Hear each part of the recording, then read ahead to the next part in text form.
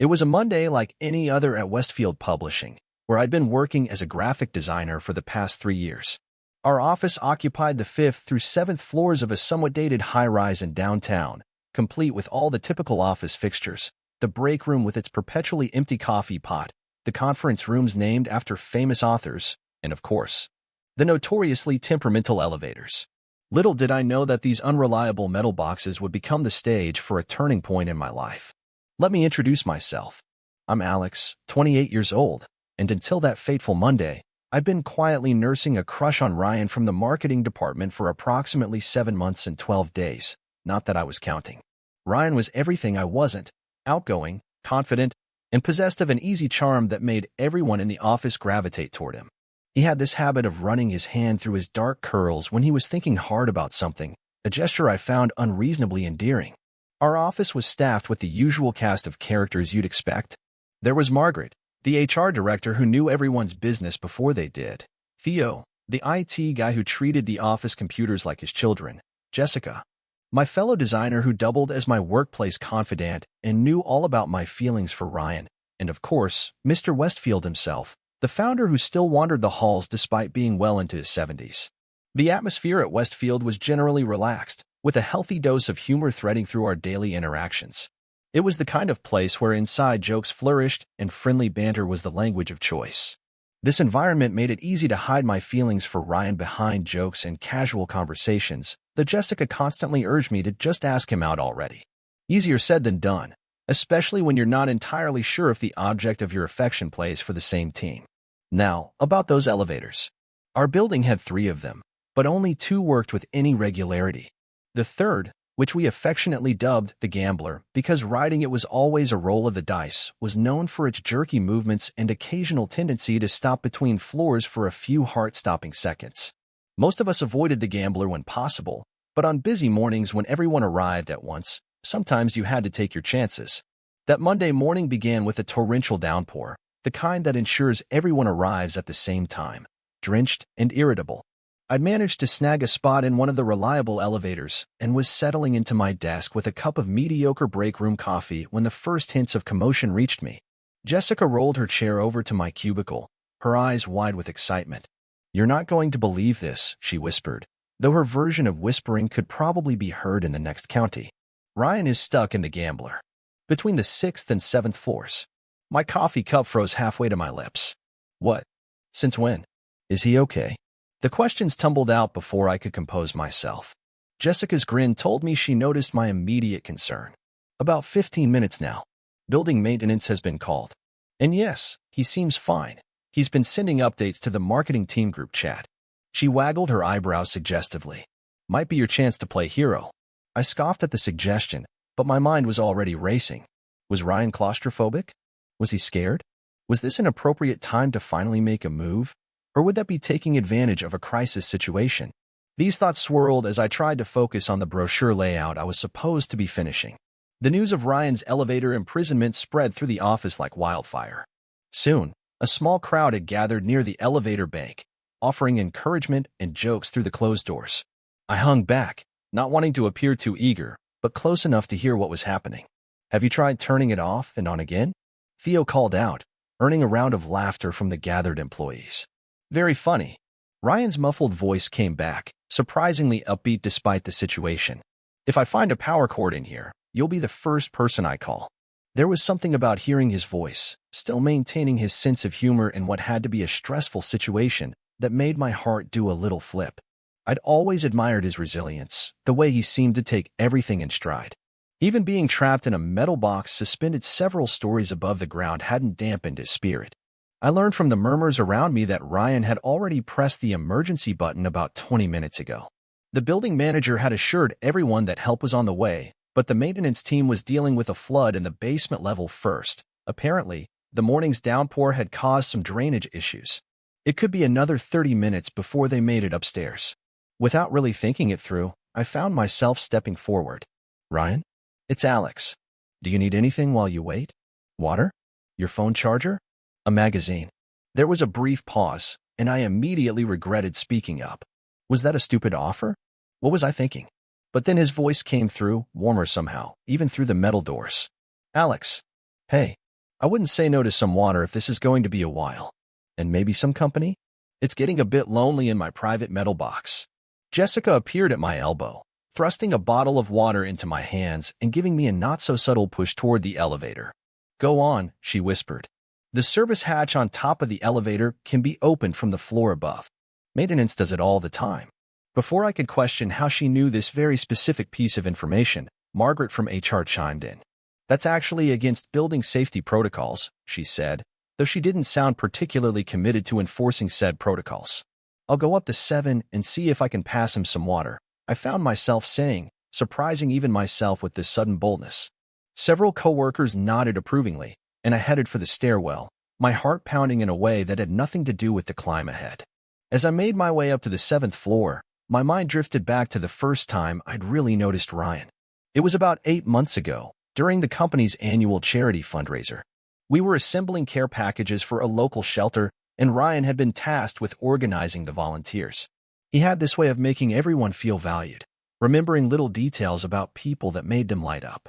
He'd remembered that I'd mentioned once in passing that I used to volunteer at an animal shelter in college, and he'd asked me about it, genuinely interested in hearing more. There had been other moments too. The time he'd brought me a coffee after noticing I was having a particularly stressful day, the way he always complimented my design work with specific observations rather than generic praise. The Christmas party where we'd ended up talking in a corner for nearly an hour about everything from favorite books to dream vacations. Each interaction had been friendly, warm even, but never quite crossing the line into something more. And I'd never been brave enough to make that leap myself. Reaching the 7th floor, I found the elevator doors and pressed my ear against them. Ryan? It's Alex. I'm on the 7th floor. Can you hear me? Loud and clear. His voice sounded closer now, though I'm probably closer to the 6th floor than the 7th. I can see the top of the 6th floor doors from my vantage point. I knelt down and examined the elevator doors, looking for any way to communicate better or pass the water through. The maintenance team is dealing with a flood downstairs, I explained. It might be a while. How are you holding up? Oh, just hanging out, Ryan replied, and I could practically hear the grin in his voice. Literally hanging, I suppose. But I'm okay. The emergency lights are on, and I've been catching up on emails. Silver linings, right? That was so typically Ryan, finding the positive in a situation that would have most people panicking. I smiled despite my concern. Is there any way I can pass you this water? Jessica mentioned something about a service hatch. There is a hatch, Ryan confirmed. But I don't think you should be trying to open it from your side. Building maintenance wouldn't be too happy about that. I appreciate the thought, though. We fell into conversation then, with me sitting cross-legged on the floor by the elevator doors and Ryan presumably doing the same on his side. It was strange how the barrier between us seemed to make conversation flow more easily. Perhaps it was the absence of those distracting eyes of his, or the way his smile always made me lose my train of thought. So, Ryan said after we'd exhausted the topic of his elevator predicament, "Tell me something I don't know about you, Alex. Might as well make use of this captive audience situation." I laughed, surprised by the request. What do you want to know? Anything. Everything. Why did you become a graphic designer? What's your dream project? Do you have any pets? Are you seeing anyone? The last question was delivered in the same casual tone as the others, but it made my heart skip nonetheless. Well, I began, choosing to start with the easier questions. I became a designer because I've always been visual. Even as a kid, I was redesigning logos on my school notebooks. My dream project would be designing a full identity for a major arts festival, something with real cultural impact, you know? And I have a cat named Pixel who thinks he runs my apartment. I paused before addressing the final question. And no, I'm not seeing anyone at the moment. What about you? I held my breath, waiting for his response. No pets yet, though I've been thinking about a dog. And no, I'm not seeing anyone either. Haven't for about 6 months now. This was news to me. I'd always assumed Ryan was dating someone. He was too charming, too good-looking to be single. The revelation sent a flutter of hope through me, which I immediately tried to temper. Just because he was single didn't mean he was interested in me. Our conversation continued, drifting from work projects to favorite movies to childhood memories. It was the longest we'd ever talked one-on-one, and with each passing minute, I felt more comfortable, more myself. There was something liberating about talking through a barrier, like a confessional. It removed the self-consciousness that usually plagued me around him. After about 20 minutes, we heard footsteps coming up the stairwell. The maintenance team had finally arrived, led by a burly man named Carlos who looked like he'd seen every elevator malfunction possible in his career. "Don't worry, we'll have you out in no time," Carlos called to Ryan as he assessed the situation. He turned to me with a raised eyebrow. "You've been keeping him company?" I nodded, suddenly feeling like I'd been caught doing something I shouldn't. "Just talking. Making sure he's okay." Carlos gave me a knowing look that made me wonder if my feelings for Ryan were somehow visible on my face. "Good friend," he commented before turning back to his work.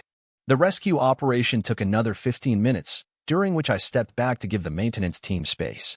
They ended up having to manually override the elevator controls and slowly bring it up to the 7th floor level. Throughout the process, Ryan kept his sense of humor, joking with the maintenance crew and occasionally calling out comments that made everyone laugh. Finally, with a mechanical groan, the elevator doors were pried open. And there was Ryan, looking remarkably unruffled for someone who'd been trapped for over an hour. His dark curls were slightly disheveled, and his blue button-down had a few wrinkles, but his smile was as bright as ever as he stepped out onto solid ground. "My hero," he said, looking directly at me, and I felt heat rise to my cheeks. "Hardly," I replied, handing him the now warm bottle of water. "All I did was talk your ear off." "Best conversation I've had in an elevator," he countered, taking a long drink. "Actually, best conversation I've had in a while, period." The maintenance team was already packing up their tools, and Carlos gave us both a nod. Elevators should be working properly now, but maybe take the stairs for the rest of the day, just to be safe. As they left, Ryan and I were suddenly alone in the hallway.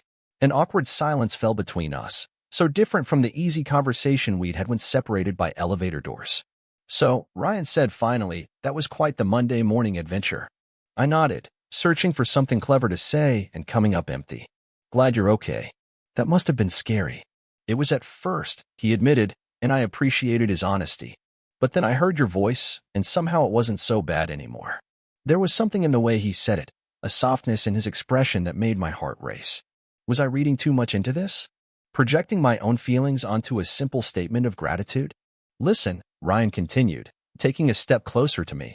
"I've been wanting to tell you something for a while now, but I never seemed to find the right moment. Or maybe I just didn't have the courage." I held my breath, afraid to hope, but unable to stop myself. "What is it?" "I like you, Alex. As more than a coworker, more than a friend. I have for months now. I just never knew if you felt the same way, or if you were even interested in men, and I didn't want to make things awkward at work if you weren't." The confession hung in the air between us, and for a moment, I was too stunned to respond. Ryan liked me? Had liked me for months?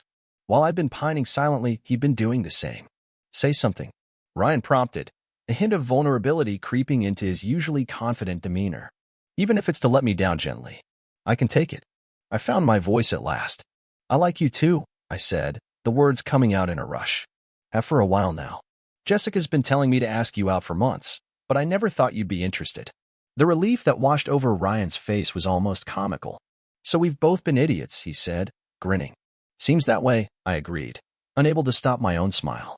"Well, now that we've established we're both interested and both terrible at making the first move, would you like to have dinner with me tonight? I promise not to suggest any restaurants and buildings with elevators." I laughed, feeling lighter than I had in months. "I'd love to. Though maybe we should avoid tall buildings altogether, just to be safe." "Deal," Ryan said, and then, with a boldness that took me by surprise, he leaned in and kissed me. It was brief, sweet, and sent electricity racing through my entire body. When he pulled back, his eyes were questioning, checking if he'd overstepped. In response, I simply pulled him back in for another kiss, longer this time, my hands finding their way to those curls I'd admired from afar for so long. We were interrupted by the sound of slow applause. Pulling apart, we turned to see Jessica standing at the end of the hallway, a triumphant grin on her face. "Finally," she exclaimed. "I was about to lock you both in a conference room if something didn't happen soon." The tension was killing all of us. All of us. I repeated, mortified at the implication that our mutual attraction had been office knowledge. "Oh please," Jessica waved dismissively. "The entire design team and most of marketing has had a betting pool going for months. Margaret from HR is going to clean up. She had trapped an elevator on her office romance bingo card." Ryan burst out laughing, and after a moment of embarrassment, I joined him. There was something freeing about knowing we weren't as subtle as we'd thought. It meant we didn't have to hide anything now. News of our elevator-induced romance spread through the office with predictable speed. By lunchtime, we were the subject of good-natured teasing from all directions. Theo suggested installing emergency buttons at every desk, just in case anyone else needs a romantic intervention. Margaret from HR reminded everyone about the company's disclosure policy for workplace relationships, but did so with a wink as she collected her winnings from the betting pool. That evening, Ryan and I had our first official date at a small Italian restaurant, on the ground floor of a historic building with no elevators in sight. Over pasta and wine, we filled in the gaps of our elevator conversation, discovering more common interests and shared values. He told me about his family in Michigan, his dream of starting his own marketing consultancy someday, and his disastrous attempt at learning to surf last summer. I shared stories about my art school days, my close relationship with my sister, and my secret ambition to illustrate children's books. As weeks turned into months, our relationship deepened. We established some ground rules for keeping things professional at work, though occasional lingering glances in meetings or accidental brushing of hands in the break room became our little secret forms of communication. Jessica teased that we were worse now than before we got together, but I could tell she was happy for us. The gambler elevator became something of a legend in office lore. Someone, I suspect Theo, placed a small paper heart on its control panel, and it became tradition for new employees to hear the story of how love got stuck between floors 6 and 7. Ryan and I took the teasing in stride, even posing for a photo beside the elevator on our 6-month anniversary. Looking back now, it's funny how life's inconveniences can become its greatest gifts. If that elevator had functioned properly that rainy Monday morning, Ryan and I might still be circling each other, too afraid to make a move. Instead, a mechanical malfunction forced us to connect in a way we might never have otherwise, with honesty, vulnerability, and a barrier that, paradoxically, helped us break down the walls between us. I've come to believe that love often finds us in the most unexpected places and circumstances. Sometimes it's in grand gestures and carefully planned moments, but more often, it's in the unplanned pauses, those moments when life forces us to stop our usual routines and really see the people around us. For Ryan and me, that pause came in the form of a stuck elevator and an emergency button that wasn't the only thing you pressed that day.